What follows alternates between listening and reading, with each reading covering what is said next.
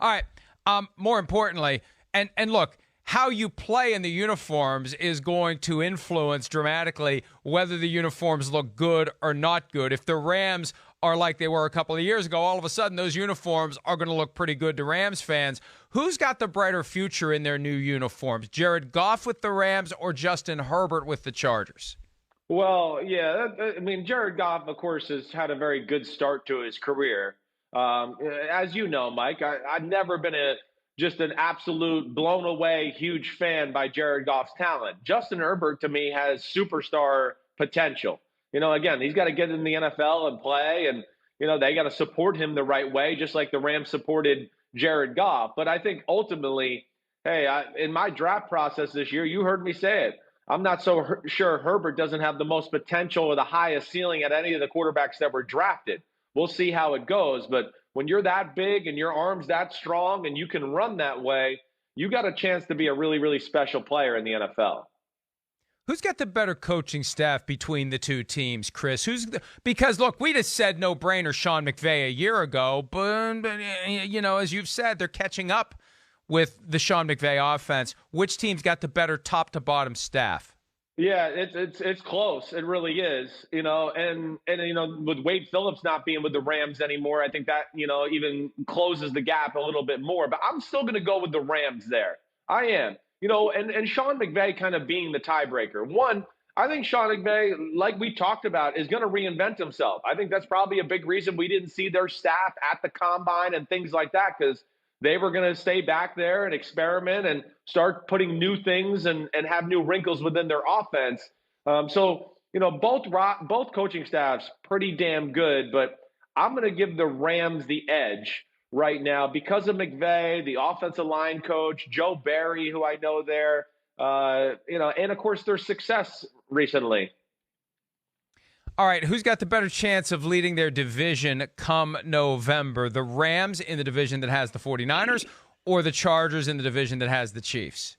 Wow. I don't even know where to go there. I guess I'm going to take the Rams there just because I don't think the Chargers are going to be able to supplant the Chiefs right now. And as much as the NFC West is amazing, I mean, what do you think? The NFC West is amazing. I'm still not counting the Rams out. I still look at the roster and McVay and everything and go, they could be a pain in the butt in the NFC West.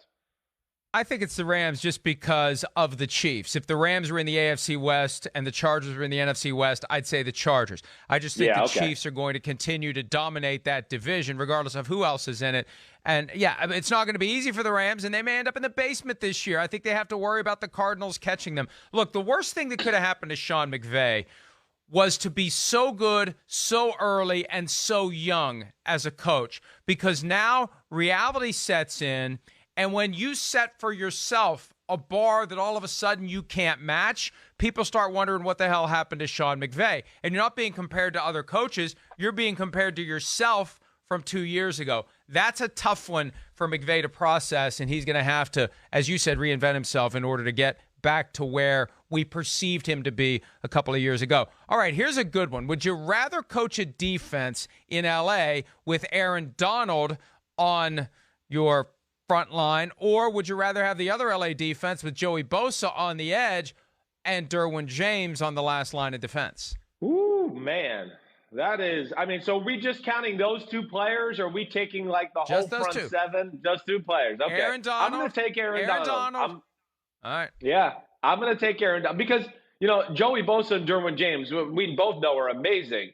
Aaron Donald is he's right now looking like he's going to be in the conversation for one of the greatest defensive players to ever play in the history of the NFL. So to me, that's just special. It really is. He's, Warren Sapp, Lawrence Taylor, whatever you want to talk about, difference-making front seven type players. Aaron Donald, like we've seen so many players talk about him, he changes the way teams have to play the Rams because he's such a special talent. All those teams that passed on Aaron Donald in 2014. What do you say? draft. Are you going Donald too? I'll take Donald. Yeah. Because, look, Joey Bosa's been banged up from time to time in his career, and Derwin James was injured last year, and we've yet to see his full potential. I'd rather go all eggs in the Aaron Donald basket because you're right. He's one of the all-time greats. And, look, of all the bad decisions the Rams have made in recent years, and they've made plenty of them, especially when it comes to giving out contracts, the Aaron Donald deal is the one that they got right. Hi, I'm Mike Tirico, and thanks for watching. Make sure to hit subscribe for the latest news and highlights from NBC Sports.